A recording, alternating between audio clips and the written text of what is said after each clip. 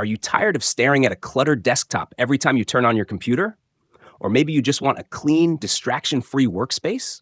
Well, you're in the right place, because today I'll show you exactly how to hide or show your desktop icons in Windows, quickly and easily.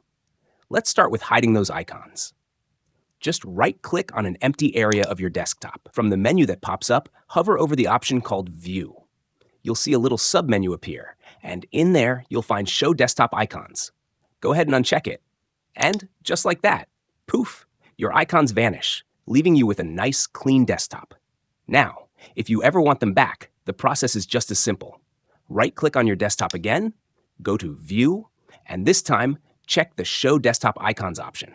Instantly, all your icons reappear right where you left them. It's such a simple trick, but it's incredibly useful. Whether you're preparing for a presentation, recording a video, or you just like to keep things neat, hiding and showing your desktop icons gives you control over how your workspace looks. So now you know. One quick menu, 2 clicks, and your desktop can go from cluttered to clean in seconds. Thanks for watching.